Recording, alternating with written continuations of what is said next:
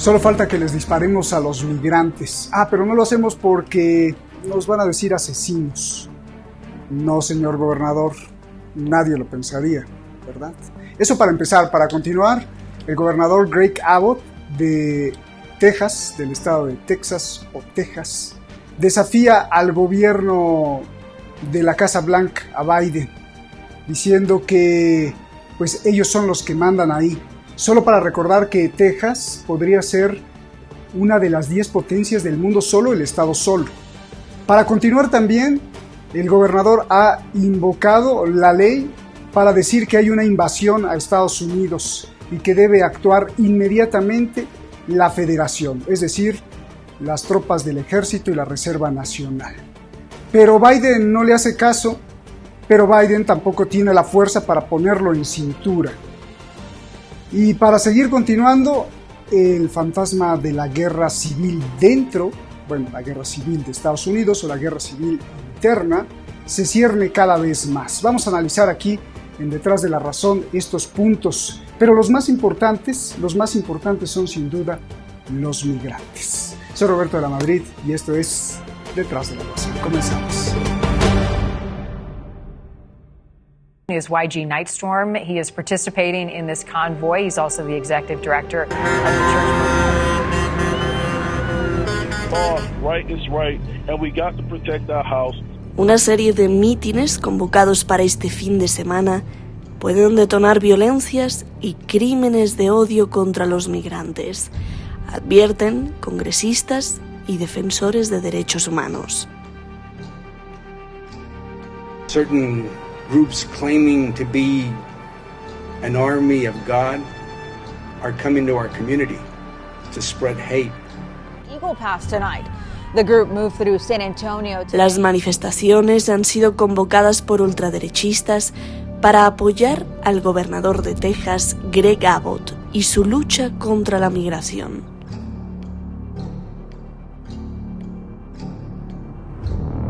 There is an invasion going on.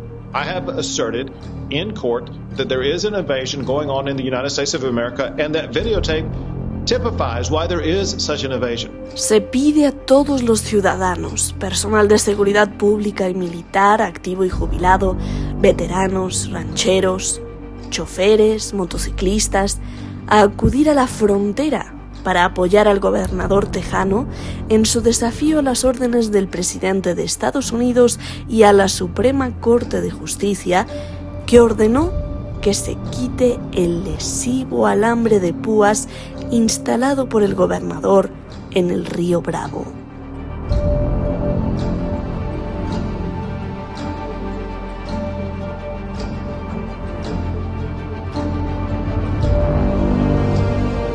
Los organizadores, que se autonombran el Ejército de Dios, insisten en que sus manifestaciones no son violentas, que son actos de oración para defender la frontera.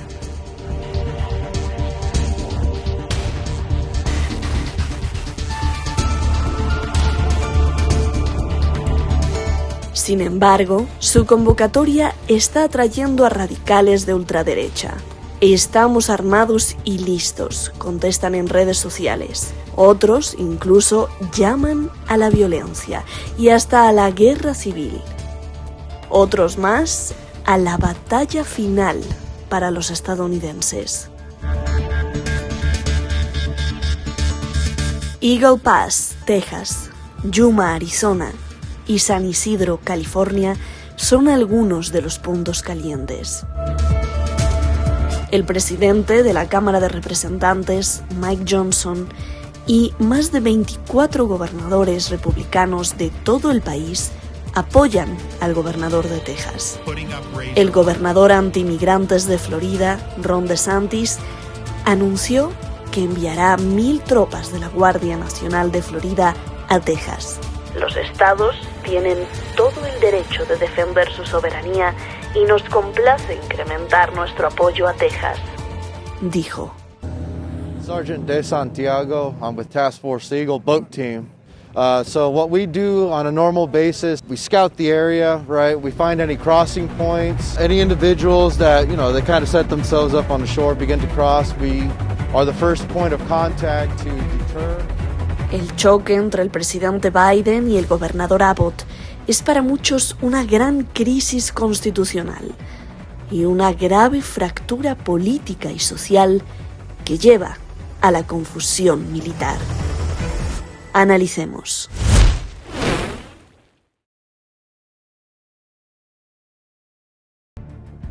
Ya está con nosotros Eduardo Luque. Muchas gracias al equipo de Detrás de la Razón, muchas gracias a usted que siempre nos sigue y que en estas semanas, bueno, pues hemos estado un poco fuera del aire, ya les hemos explicado por qué, hemos estado pasando por unos momentos verdaderamente maravillosos y estamos preparando incluso un programa especial sobre eso.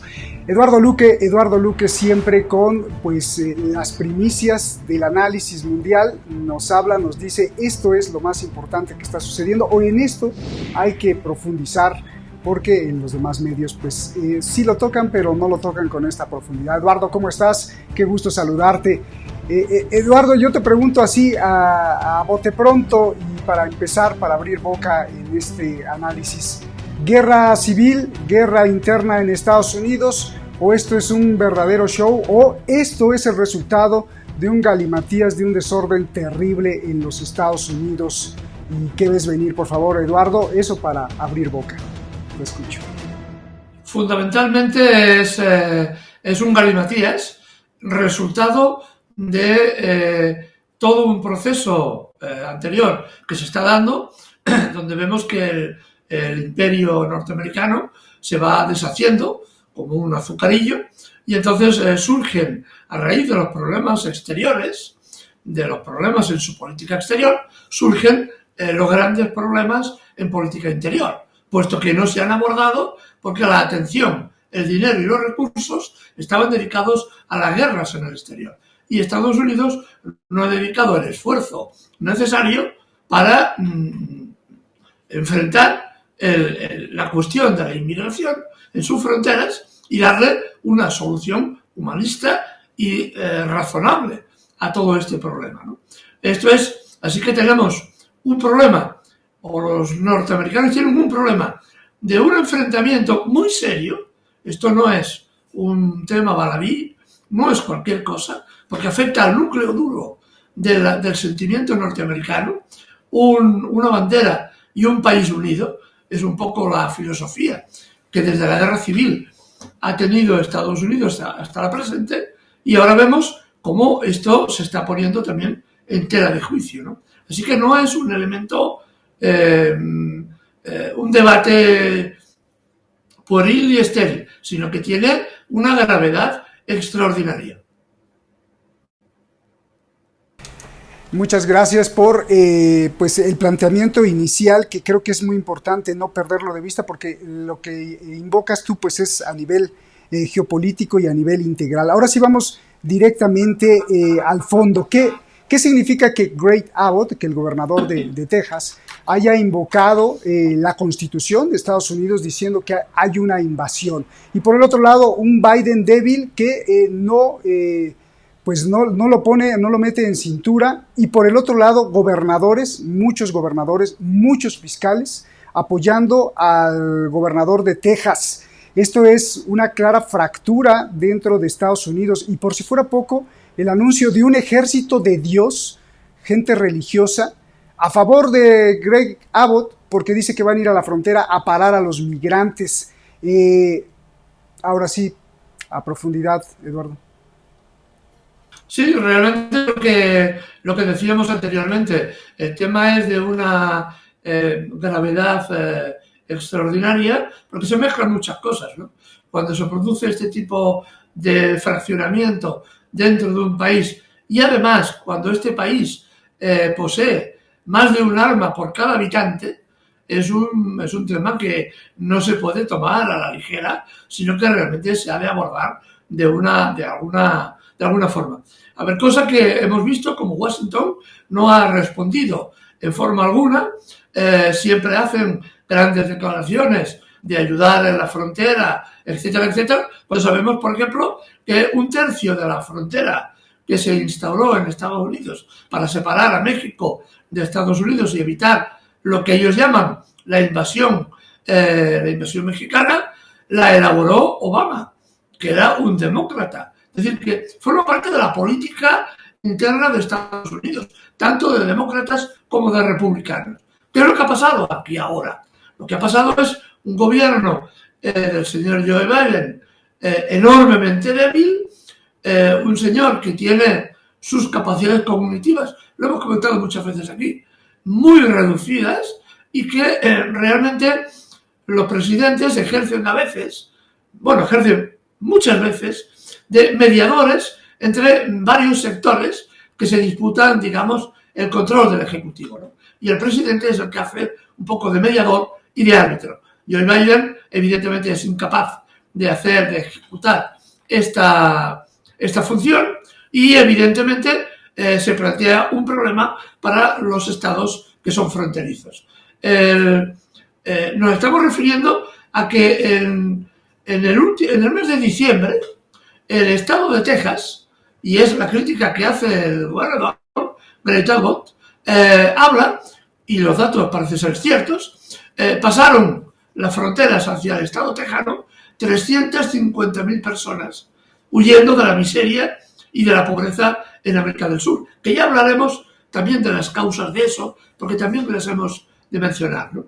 Y esto es real. El año pasado los datos de la propia Oficina Federal son realmente espectaculares. 2,5 millones de personas intentaron entrar en Estados Unidos de forma ilegal a través de la frontera, ¿no? Y a esto no se ha dado ningún tipo de respuesta, nada más que la violencia y la represión, ¿no? Y ahora, como bien dices, ese ejército de Dios que yo me imagino la mentalidad de estos personajes no es muy diferente de la mentalidad de los sionistas que matan palestinos en Gaza, ¿no? Así que estaríamos viendo una repetición de todo este hecho, ¿no? Pero, y esta es la realidad, ¿no? Frente a esta realidad insoslayable de miles de personas, centenares de miles, millones, que buscan una solución a sus problemas económicos en Estados Unidos, vemos cómo realmente los gobernadores y el presidente del gobierno se enfrentan entre sí porque no tienen respuesta, porque no saben cuál es la respuesta, ni les interesa, ni han buscado esta respuesta, ¿no? Y ahora tienen un problema de enorme profundidad en su frontera que no saben cómo resolver. La vía que ha adoptado el representante de Texas es extremadamente peligrosa, porque ha acabado invocando un artículo de la Constitución norteamericana que le permitiría tomar el control de la Guardia Nacional, es decir, del ejército acantonado en Texas, sería controlado directamente por el gobernador de este estado, lo cual evidentemente es una secesión, eso es una fractura interna dentro de Estados Unidos. Es más, para añadir más picante a la comida, señor Trump, que evidentemente también está detrás de todo este problema, hay elecciones en marcha, como sabemos, en noviembre se deciden otra vez las elecciones norteamericanas, ha dicho que los 26 gobernadores republicanos que apoyan al gobernador tejano deberían enviar también su ejército, la Guardia Nacional, deberían enviarla también para apoyar al gobernador tejano. Y por último, más cosas todavía, más de una veintena de fiscales federales están dando la razón al embajador tejano, igual que una resolución del Tribunal Supremo de Estados Unidos que también se inclina precisamente por la postura del embajador tejano. Así que tenemos una situación auténticamente explosiva y tenemos, si me permite la expresión, un mono borracho al frente de la política norteamericana, incapaz de entender qué es lo que está pasando, porque los problemas le sobrepasan de muy mucho. Me estaba riendo porque dije, bueno, pues es que es de tragicomedia, Eduardo. Toquemos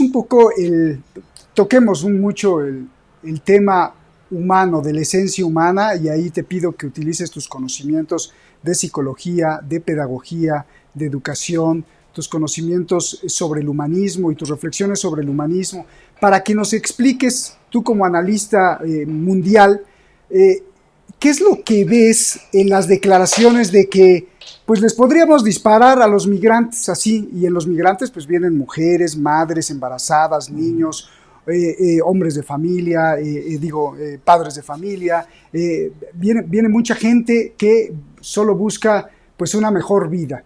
¿Qué hay en esa esencia? ¿Esto es racismo o es una cuestión solamente política para acomodarse en los votantes, para acomodarse en las encuestas, o si subyace de fondo una esencia racista, supremacista, clasista? Eso es por un lado. Por el otro lado, los argumentos de los habitantes de Texas que no quieren a los migrantes dicen, pero Eduardo, tú no vas a dejar entrar millones de personas a la casa. Antes de entrar a los argumentos de por qué la migración, me gustaría que contrastaras estas dos ideas y que nos hablaras un poco de esta esencia humana, de pues le disparamos, ¿no? Solamente que no lo hacemos porque nos van a decir asesinos. ¿Cómo ves, Eduardo?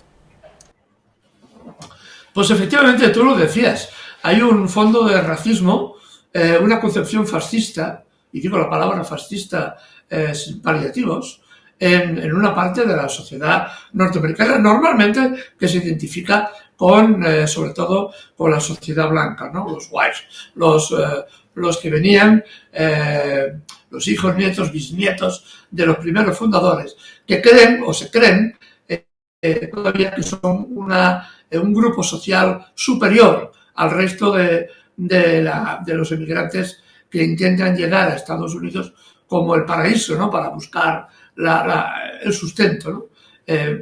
Hay una concepción fascista en una parte importante de la sociedad norteamericana que es la que permite y la que justifica desde el uso y la posesión de armas por parte de todo el mundo hasta las mayores barbaridades. Fíjense, por ejemplo, hace muy poquito salió una sentencia del Tribunal Supremo de Estados Unidos en la que se planteaba un problema de una sociedad industrial norteamericana afincada en África que se había demostrado que sus trabajadores eran esclavos, es decir, practicaban la esclavitud, ¿no? Y una gran compañía, si no recuerdo mal, era la General Motors. Se planteó el debate y una demanda en el Tribunal Supremo de Estados Unidos y el Tribunal Supremo dictaminó que la empresa tenía derecho a esclavizar a sus trabajadores porque no eran norteamericanos. Estamos hablando de África. Entonces, sobre esa concepción racista es por la que, evidentemente, vemos cómo se mueven todo un grupo de sectores sociales que, yo diría, que pierden gran parte de su racionalidad y, desde luego, curiosamente, muchos de ellos impulsados por grupos religiosos ultramontanos que, proclaman, uno, que Estados Unidos es el país designado por Dios y que dentro de ese país un sector social, los blancos, son además directamente señalados por el Creador para tomar y controlar toda la tierra, ¿no? No solamente la de Estados Unidos, sino la de todo el mundo, ¿no? Es por ello que la expansión militar y política de Estados Unidos tiene una base ideológica muy fuerte, precisamente en esta concepción racista, ¿no? Así que este es el fondo de la cuestión, ¿no? Y hay otro fondo también, que ya hablaremos después, ¿no? Que es el fondo económico y de cómo se ha maltratado desde la aplicación de la doctrina Monroe a toda la población centroamericana y latinoamericana para expoliar sus países, generar miseria, generar hambre, y ahora vemos el resultado de esa acción política llevada a cabo sistemáticamente durante décadas, ¿no? Desde que se implantó la doctrina Monroe allá por el siglo XIX. Decir Es decir, Eduardo, que la doctrina Monroe, a pesar de haber sido emitida hace unos siglos, pues ahora está más vigente que nunca, esta de América para los americanos, pero los americanos, solo los americanos, porque ellos decían que los americanos verdaderos pues eran los americanos de Norteamérica, solamente Estados Unidos. Bien, ahora sí, el fondo económico y el fondo, este racismo, me encanta esto porque el racismo que está en ese corazón de esa gente, pues se desborda y se convierte en la opresión y en la política geoeconómica de saqueo. Y aquí viene la explicación, porque habrá muchos, incluso hay muchos mexicanos, salvadoreños, hondureños, ya con nacionalidad estadounidense o con residencia estadounidense, que defienden a los republicanos y que incluso ellos dicen, no, es que todo país tiene derecho a detener la migración, todo país tiene derecho a cerrar sus fronteras, todo país, como si fuera una casa y como si fuera una familia, si alguien entra a tu casa, Eduardo, pues tú tienes derecho a dispararle para defender tu patrimonio, tu familia, y además en esos migrantes, sin duda, pueden venir criminales, terroristas, la Mara Salvatrucha, esta banda peligrosísima de Centroamérica, y entonces, bueno, pues nosotros sí tenemos derecho a detener a todos esos migrantes que también se podría ver como una invasión, porque no son uno ni dos, sino son cientos de miles que se están cruzando la frontera y podría ser toda una invasión. Entonces, frente a esos argumentos, esta gente pierde de vista de lo que vas a hablar, Eduardo, porque esto siempre lo hemos insistido y repetido. Ok, está bien que cada país tenga el derecho de cerrar sus fronteras y de aceptar, no legalmente o ilegalmente, porque no me gusta ese término, sino con documentos y tener una migración documentada y entrar organizadamente. Sí, pero si tú has provocado esto, entonces ya pierdes ese derecho. Explícanos esto, Eduardo, por favor. En psicología social, que es la adaptación de la persona. Por ejemplo, un inmigrante mexicano que ha conseguido sortear los problemas de entrada en Norteamérica, se afinca en Norteamérica, y lo lógico, lo racional, sería pensar que tendría un sentimiento humanista hacia los que no han podido, los que no han tenido esa suerte. Y en cambio se produce un factor inverso. Es decir, yo he conocido a algunos de estos emigrantes y muchos de ellos, yo no sé si son la inmensa mayoría o no, pero es muy difícil de definir esto, ¿no? Pero se vuelven profundamente, absorben la mentalidad del opresor, en este caso el norteamericano clásico, que ejerce de opresor, absorben esta mentalidad y se convierten a sí mismos en opresores, ¿no? Es una fórmula también psicológica para, ¿cómo decir?, entrar en la sociedad y camuflarse en la sociedad. Haciendo esta reflexión, el mexicano que hace años que está instalado en Norteamérica deja de ser un emigrante a nivel psicológico y se piensa que se convierte en un elemento más de la sociedad norteamericana, ¿no? Que es su objetivo. Claro, no tiene en cuenta una realidad que se está produciendo. Por ejemplo, en Alemania hubo hace muy poquito una reunión, hace muy poquito, estamos hablando de un mes, una reunión entre miembros de la CDU, del Partido Conservador Alemán, y de la FD, del Partido Fascista Alemán. De la reunión salió una especie de filtración en la que se hablaba de que se iban a expulsar de Alemania a todos los alemanes, incluidos los nacidos en Alemania, es decir, alemanes de nacimiento, pero que tuvieran como origen sus padres fueran emigrantes venidos de otro sitio, ¿no? Esto es lo que no tienen en cuenta precisamente estos emigrantes que se han adaptado al medio ambiente de Estados Unidos, porque una vez que tú hayas prohibido a los que vienen de fuera, a los que quieren entrar, la entrada, lo único que va a suceder posteriormente es que te dirán, tú también eres uno de ellos y por tanto vamos a echarte cuando podamos, ¿no? Esto es otro de los elementos que están ocurriendo.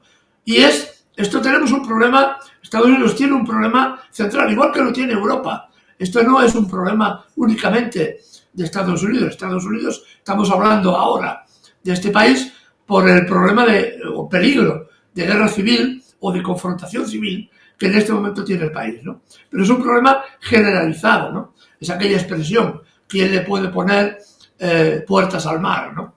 Porque esto es real. En Europa, los miles de migrantes que intentan llegar a Europa o mueren en las pateras, en los barcos, intentando llegar a la costa italiana o a la costa española, es lo mismo que los migrantes que mueren intentando llegar al paraíso norteamericano, ¿no? Así que tenemos un problema de fondo. Y un problema de fondo que está sustentado sobre una base económica. Los países ricos, Estados Unidos, Europa, cuando lo era, ahora ya tenemos que matizar hasta esa expresión de la riqueza de Europa, cuando lo eran, explotaban de forma inmisericordia a África, a Asia, a América Latina, a América Central. Y evidentemente la gente se mueve para buscar una solución, a buscar unos medios de vida donde los hayan. Y les hemos enseñado, la tele les ha enseñado que Norteamérica es un paraíso y Europa es un paraíso, cuando para muchos de estos emigrantes lo que es una terrible tragedia, porque muchos de ellos no llegan ni llegarán. Pero este es el problema de fondo. ¿Por qué África ahora se libera de la opresión neocolonial de Francia? Pongamos por caso, porque Níger, un país que tiene grandísimas reservas de uranio, de la cual se nutría Francia, por ejemplo, prácticamente no tenía luz eléctrica, porque toda la riqueza se la lleva el país colonial. Lo mismo ha hecho Estados Unidos con toda la riqueza de América Latina y América Central, ¿no? Y ahora recogen la cosecha de lo que habían plantado, ¿no? De aquellos vientos, de aquellos lodos, no, de aquellos vientos vienen estos lodos en este momento. Y ahora es de muy difícil solución. Implicaría un cambio radical en las políticas sociales y económicas del continente, y esto en este momento no se percibe por ningún sitio. Oye, Eduardo, y sí, excelente explicación, sobre todo de los migrantes centroamericanos, mexicanos, latinoamericanos ya radicados con su green card o con ya su nacionalidad. No son todos, hay mucha gente muy valiosa y que sigue ayudando a sus hermanos latinoamericanos, pero hay algunos que pues sí ven con desprecio a los propios latinoamericanos. Esta explicación fue pues creo que muy clara. Y la que importa también es explicarle a los WASP, a los blancos, a los tejanos de sentimiento estadounidense y de cepas estadounidenses, o sea, muy estadounidenses, que tienen responsabilidad. Frente a esta explicación que das, Greg Abbott, por ejemplo, el gobernador, te diría, sí, Eduardo, pero pues mira, eso que dices y ese saqueo ni lo hice yo, a lo mejor lo hicieron mis bisabuelos o mis abuelos y yo no intervine en nada. Ahora se me están metiendo a mi frontera y yo tengo que pararlos. Yo no tengo nada que ver en el asunto ni responsabilidad. ¿Qué le dirías a esa gente? Porque Greg Abbott y todo su gobierno pues está plagado de esta gente que está aprovechando incluso el tema migrante para exacerbar el racismo y para pues ganar también votos. Por otro lado, también te diría, bueno, pues este es su problema de los centroamericanos y de todos los que quieren migrar, pero aquí no los vamos a dejar y yo tengo el derecho. Lo más importante es que huyen de esa responsabilidad, sino por decir culpa. ¿Cómo enfrentamos esos argumentos de esta gente blanca racista? Porque también hay gente blanca que es humanista, muy poca, pero de esta gente blanca racista, ¿cómo enfrentamos sus argumentos, Eduardo? Para la gente blanca racista, los argumentos racionales no sirven. Hemos de plantear primero esa cuestión. Es decir, que es una cuestión muy relevante. Esto es como si a un nazi alemán que él considerara que es la raza superior y que los judíos o los comunistas o los homosexuales o quien fuese forman parte de una raza inferior y han de ser exterminados, a este personaje no vale la racionalidad. La racionalidad no sirve con esta gente. Esto es un elemento fundamental. Yo me encontré en algunos de los viajes que he podido hacer por Oriente Medio, ciudadanos israelitas que estaban convencidos, absolutamente convencidos, dijeras la razón que dijeras, el argumento que señalaras, que ellos tienen derecho a la tierra de Israel porque es la suya, porque lo dicta la Biblia, y como lo dicta la Biblia es suya, y punto, se te pelota. Entonces, hay una parte de la sociedad norteamericana que esto no está dispuesta a oír ningún argumento, ninguna racionalidad. Por una cosa importante que hemos de señalar. Para muchos de estos ciudadanos norteamericanos es un gran negocio la inmigración ilegal. ¿Por qué? Porque cogen a estos trabajadores en sus explotaciones agrícolas o ganaderas, les pagan auténticas miserias y obtienen un beneficio económico extraordinario. Que esta es otra de las grandes realidades que no se dice, que se oculta.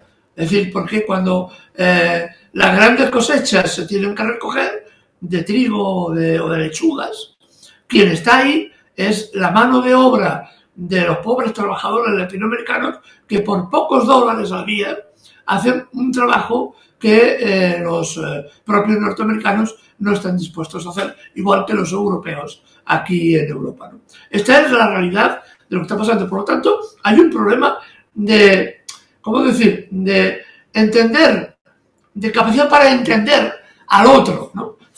Le falta a esta parte de la sociedad americana quitarse la idea de que son la nación elegida, de que son el pueblo elegido. Esto ya suena precisamente a las ideas racistas israelitas, y entender que son un pueblo más en el contexto de la historia. Y esto a veces, desgraciadamente, los pueblos lo entienden solamente por la vía más dura, ¿no? Cuando el conflicto civil estalla, entonces hay un periodo terriblemente crítico y en la que las sociedades posteriormente son capaces de evolucionar a otro tipo de conceptos, ¿no? Pero esto es necesario, tal vez, no lo sé, porque es difícil predecir la evolución de los conflictos. Es necesario que un país tan poderoso hasta ahora como Estados Unidos se le baje un poco los humos, como decimos aquí, y aterrice en la realidad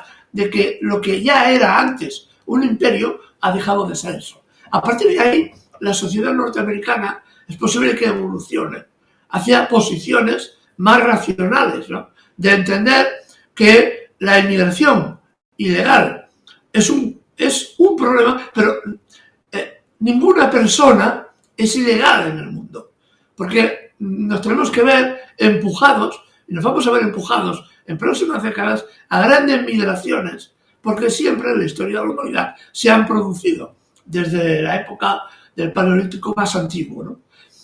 Ahora sabemos que venimos de África, ¿no?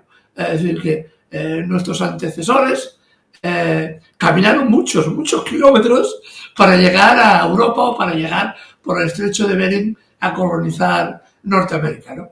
Esto es la evolución de los problemas, ¿no? Pero realmente hablar con algún norteamericano concienciado de que su superioridad racial sobre el latinoamericano, sobre el mexicano o el guatemalteco es, yo no diría que una cosa casi inútil, pero que realmente cuesta mucho, porque es gente que está predispuesta a no entender al otro.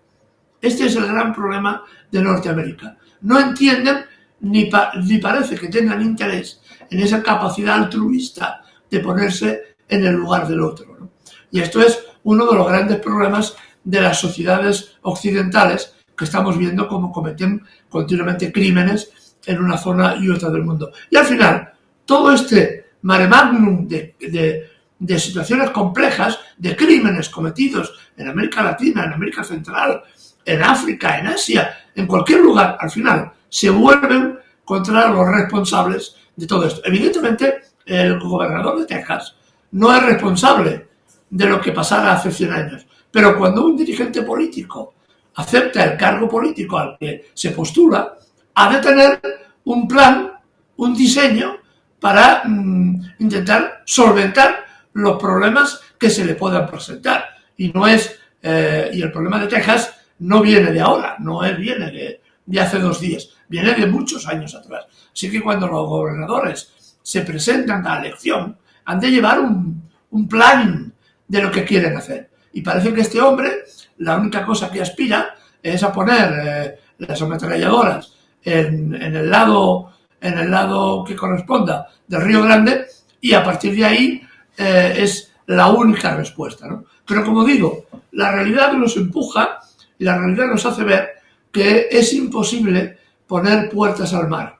Y el problema migratorio o se trabaja desde el fondo, desde los países que son los que, digamos, empujan a su población a huir del país por sus condiciones de vida, o lo hacen desde ahí, o realmente el problema migratorio es un problema de muy difícil solución. La violencia no va a solucionarla.